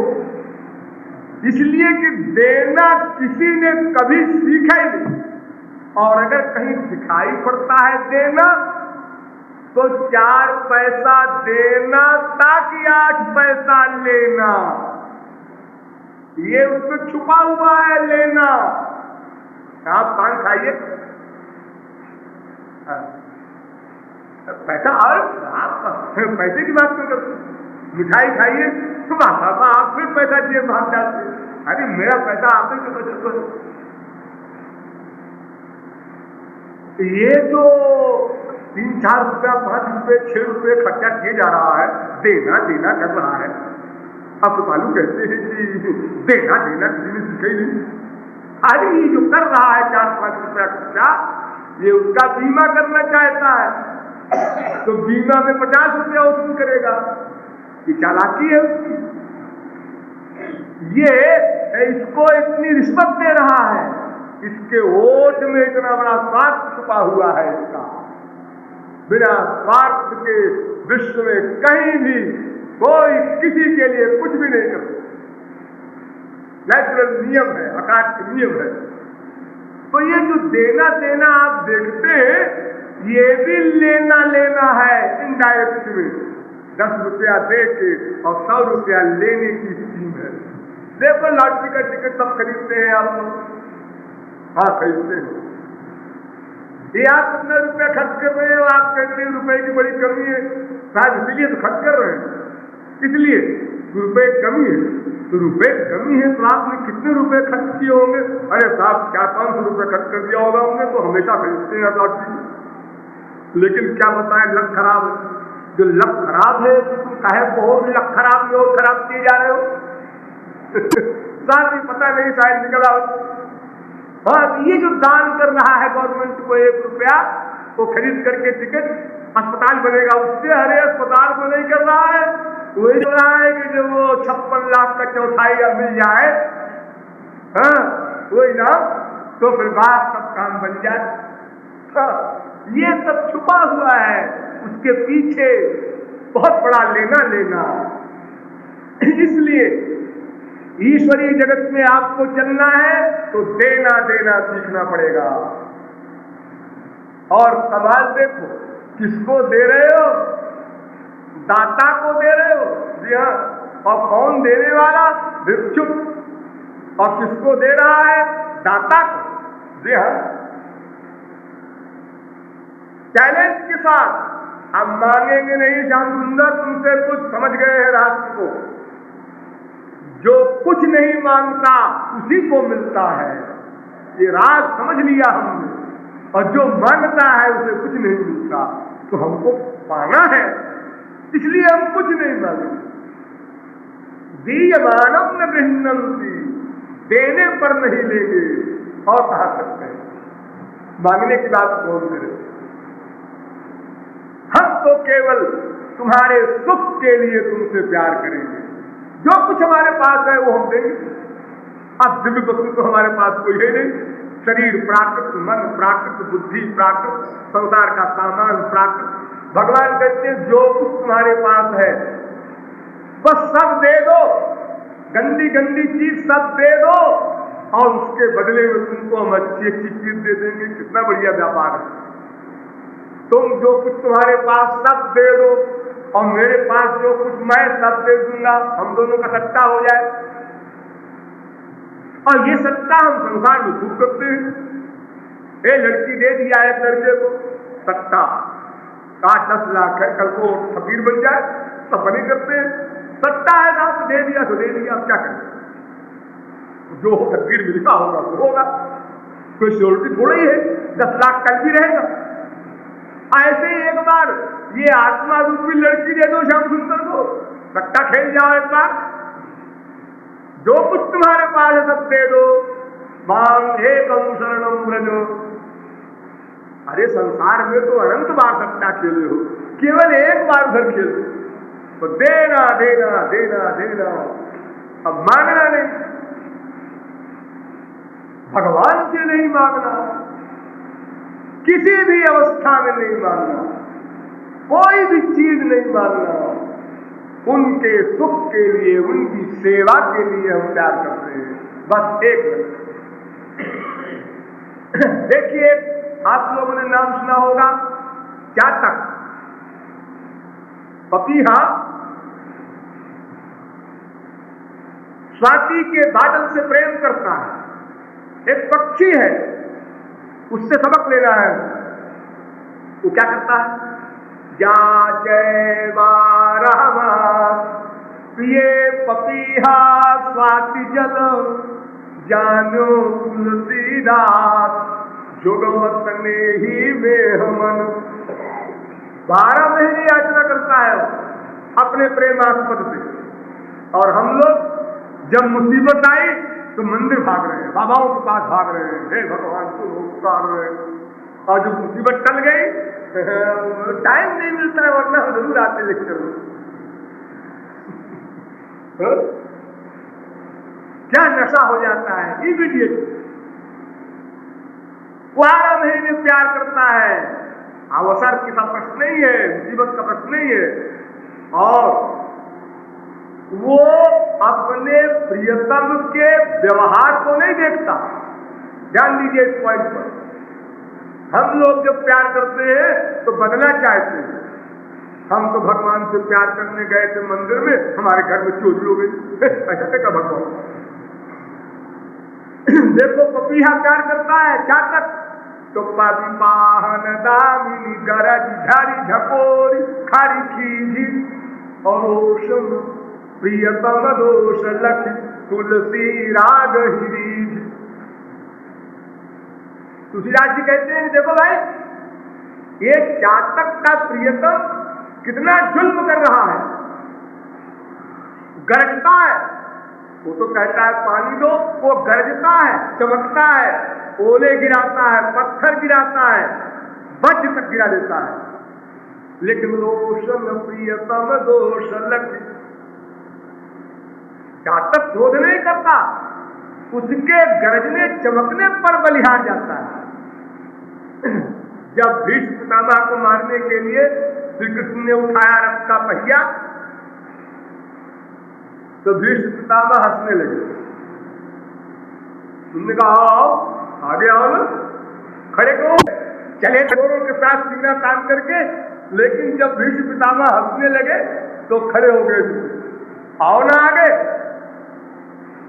मालूम है आज जो हरिहीन शस्त्र गहाऊं, तौला जो गंगा जननी को शांतन सुत न कहाऊं। आज जो आज पकड़वा दिया तुमको हथियार, तुमने प्रतिज्ञा की थी ना हथियार नहीं उठाएंगे, आओ ना आगे। और नहीं आ सके, हौस ताने दांत पीसते हुए श्याम सुंदर की वो विराट झांकी, भीष्म पितामह उसी झांकी को आंखों में धर दिया और 6 महीने सरसैया पर लेते रहे, उसी झांकी को ध्यान करते हुए।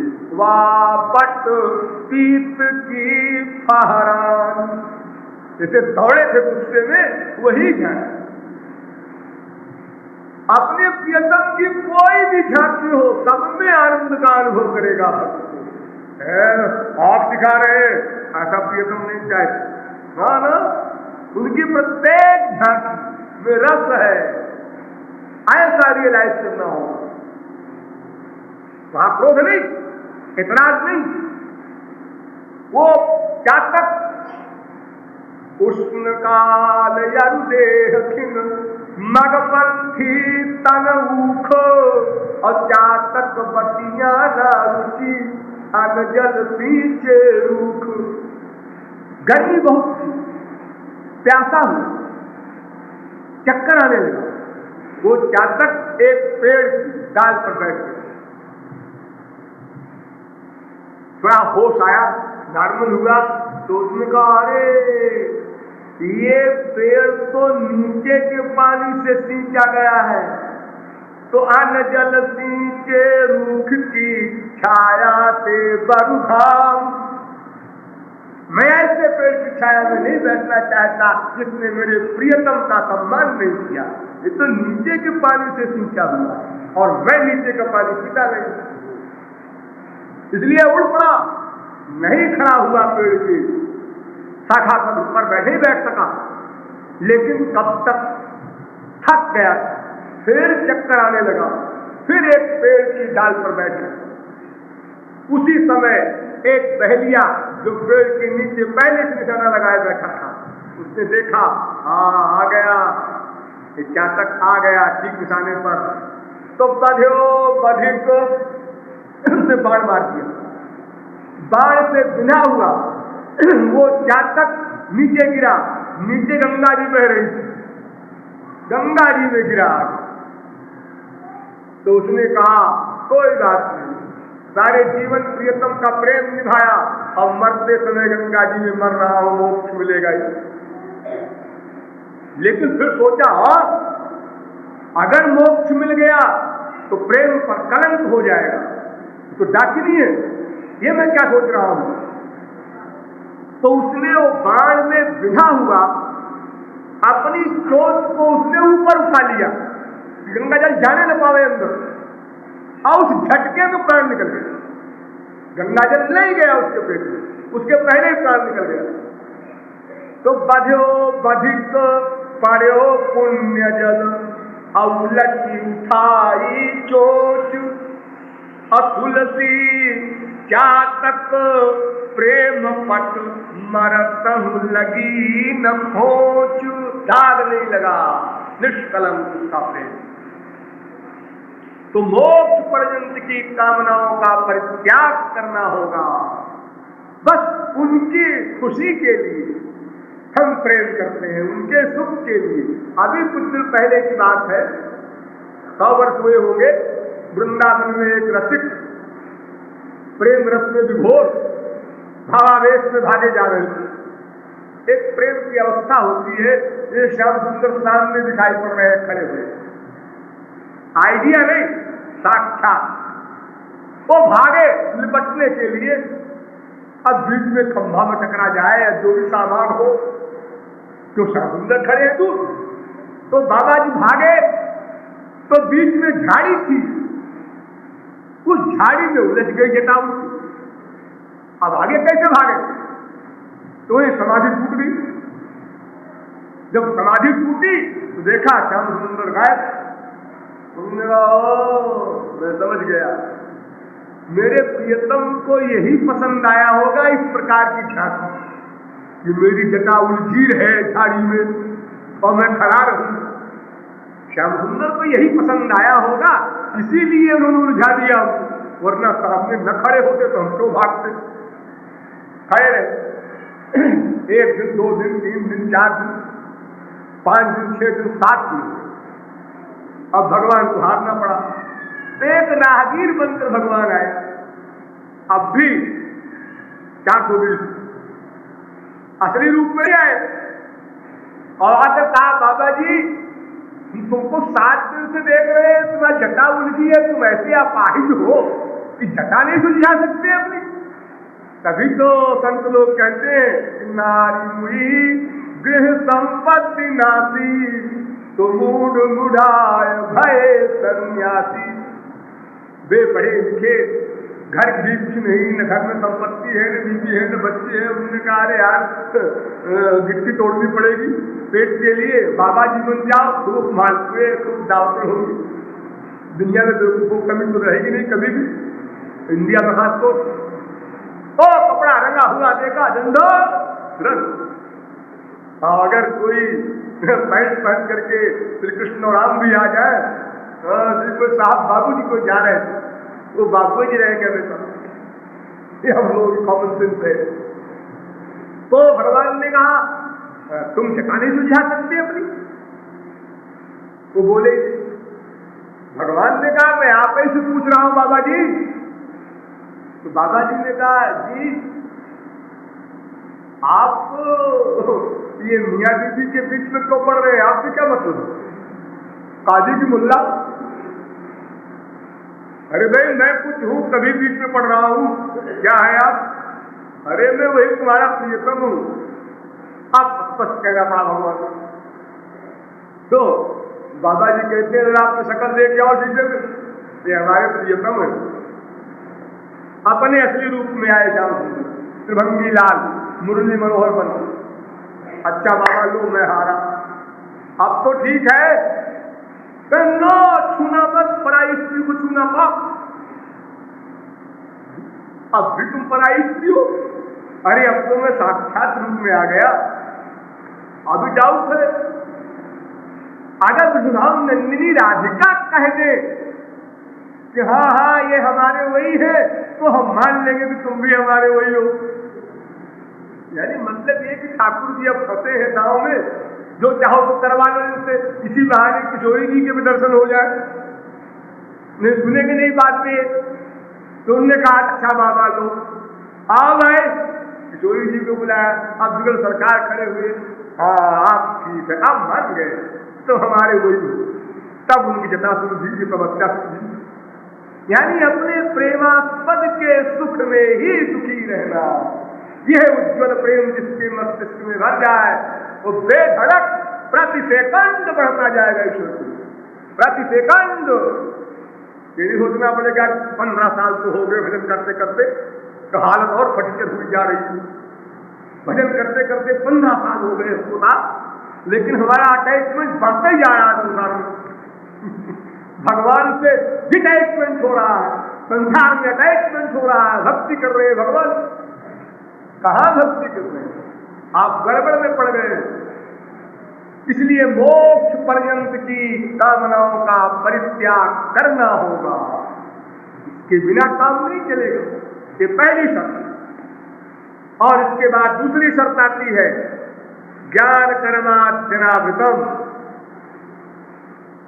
ये आप समझा दी गई कल परसों नरसों 3-4 दिन में कि कर्म ज्ञान आदि का आवरण भक्ति के ऊपर नहीं हो। अब तीसरी शर्त आनुकूल्येन कृष्णानुशीलनम भक्ति उच्यते। भगवान की भक्ति नहीं करनी है, तीसरी शर्त ये है। क्या कह रहे हैं आप? भगवान की भक्ति नहीं करनी है, शैतान की भक्ति करनी है क्या?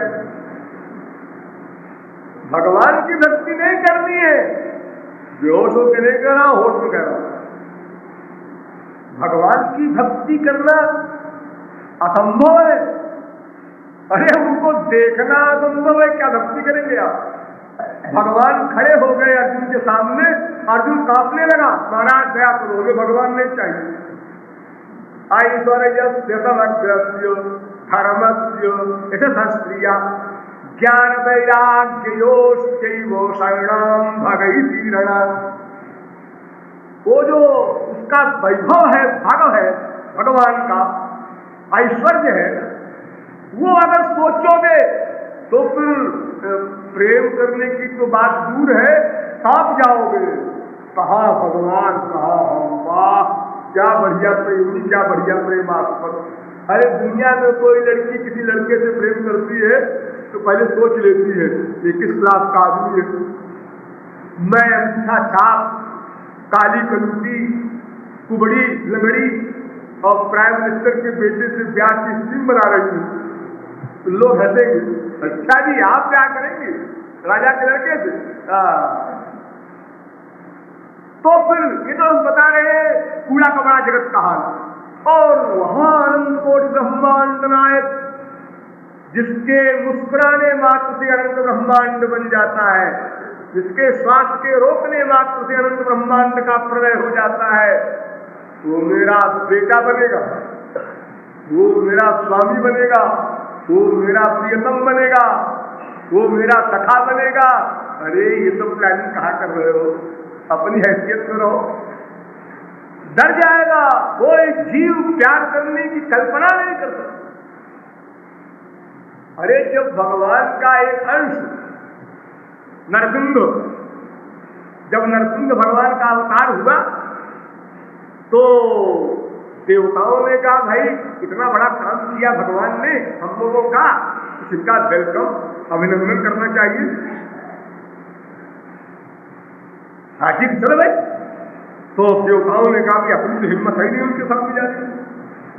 ब्रह्मा के पास गए, तुम चलो भाई तुम्हें अपनी भी हिम्मत नहीं पड़ती, ये गवर्नरों का ये हाल है। तो शंकर के पास गए, कहने वो तो भाई नेत्र खोल के संसार भस्म करते हैं, वो आगे आगे चले, पीछे पीछे हम लोग भी रहेंगे। आगे कौन चले क्वेश्चन ये था। शंकर जी ने कहा क्या है भाई आप लोग क्यों आए?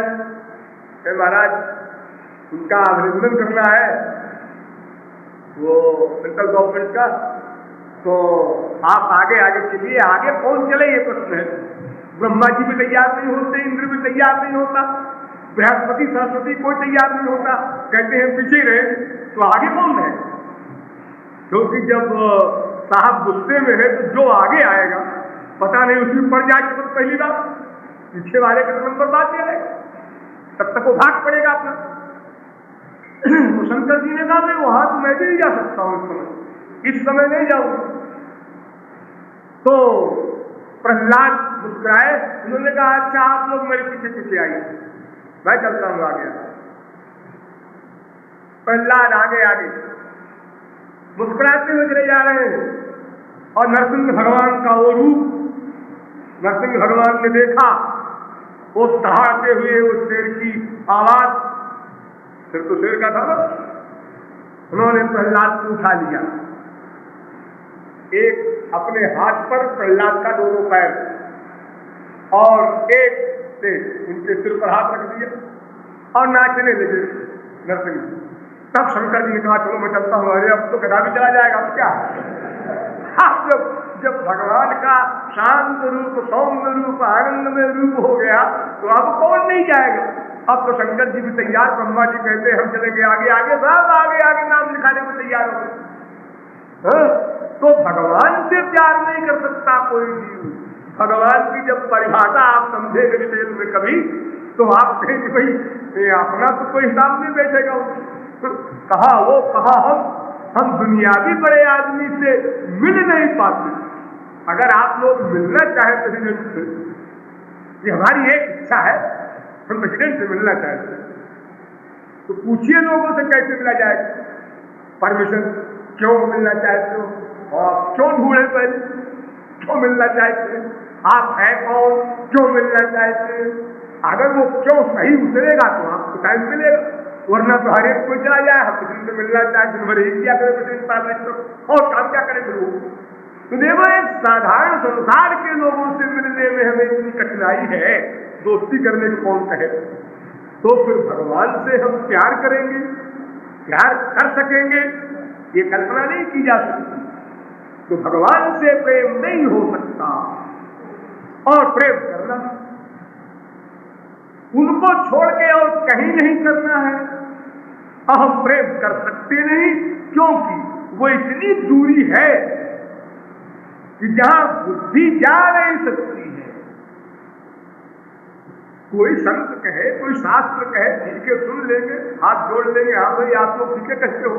लेकिन जब प्रेम करने चलेंगे, जब मन से प्लानिंग करेंगे, उस समय समस्या खड़ी होगी सामने कि हम भगवान से प्रेम करें कैसे।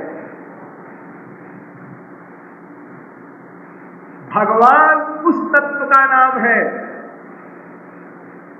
जिसमें अनंत कोट ब्रह्मा, अनंत कोट विष्णु, अनंत कोट शंकर समाये हुए। अब सोचिए आप, आज शंकर जी की उपासना करने वाले लोग मंदिरों में जाते हैं, लेकिन अगर शंकर जी यहीं पर प्रकट हो जाए तो आप लोगों में से कुछ तो मर जाए, कुछ का हार्ट फेल हो जाए और कुछ आंख मीच कर भागे, क्योंकि गोमुखहीन विपुल मुख काहू और बिनु कर पग को बहु पग बाहू और विपुल नयन को नयन विहीना और हृष्ट को अति तन खीना। अगर शंकर जी की बारात यहाँ खड़ी हो जाए तो जो कहते हैं नमः शिवाय नमः शिवाय, उनका क्या हाल होगा। वो सांप फुफकारते हुए, ये दुनियादारी वाले सांप नहीं है शंकर जी खोपड़ी पर जो कोबरा ओबरा आप लोग देखते हैं, इसी से आप भाग पड़ते हैं। अगर यहीं पर एक सांप अगर रबड़ का भी कोई छोड़ दे और कह दे आया सांप, तो लोग देखेंगे नहीं, पहले भाग जाएंगे, बाद में मालूम पड़ेगा अरे वो तो रबड़ का था जी। तो भगवान शंकर अगर अपने वास्तविक रूप में साठ बाग के साथ हो, वो उसी प्रकार मुंडमाला, उसी प्रकार भूतों का साथ, तो फिर हम लोग कैसे प्यार करेंगे। सोचने की बात है। और अगर वो तांडव नृत्य करते हुए उस भेष में हो तब क्या हाल हो। तो फिर अनंत कोटि शंकर जिसके रोम में समाये हुए हैं, अनेक बाहुधर भक्त नेत्र, एक एक मुख से करोड़ों सूर्य के समान ज्वालाएं निकल रही है। ओ भगवान, अर्जुन ने पहले तो कह दिया लाड़ में हमको दिखा दीजिए, और जब दिखा दिया तो अर्जुन कहता है महाराज अब कुछ छुपा लीजिए, मैं तो मर जाऊंगा, देख नहीं सकता। इसलिए मैं बार बार आपको इशारा कर रहा हूं, भगवान से प्रेम नहीं करना है, क्योंकि अब नहीं कर सकते, सीधी सी बात। और प्रेम भगवान ही से करना, ये विरोधाभास। भगवान से प्रेम नहीं कर सकते और प्रेम भगवान से ही करना है, और भगवान से निरंतर प्रेम करना है। दूसरी समस्या, भगवान अर्जुन से कहते हैं कि सर्वेषु कालेषु माम अनुस्मर, 1/100 सेकंड को भी तुम्हारा मन हमसे हटे ना तो फिर हम इस संसार का काम कैसे करेंगे जी। हम ऑफिस में बैठे हैं 3, 4, 7, 5, 12, 6, 18, अब अगर भगवान का ध्यान करें तो 12, 6, 18 की जगह हम 22 कह देंगे, और भरना पड़ेगा रुपया आपको गवर्नमेंट में। अरे संसार में हम काम करते हैं तो हम बुद्धि का काम रहता है उसमें। आप कहते हैं मन हमारे में लगाए रहो, तो क्या इंद्रियां अपने आप वर्क करेंगी? हाथ अपने आप लिखेगा और मन से ध्यान करेंगे भगवान? ये कैसे पॉसिबल? कोई इंद्रिय मन के बिना वर्क नहीं करते, और मन ही मेन पॉइंट है, और मन ही आप कहते हैं भगवान में हमेशा रखिए, और गृहस्थ का कार्य कीजिए, तो गृहस्थ का कार्य नहीं होता। और बाकी कर्म सन्यासी जो है, जो कर्म धर्म छोड़ करके एकांत में बैठ करके अपना मन भगवान में लगाए रहे, ठीक है, हो सकता है।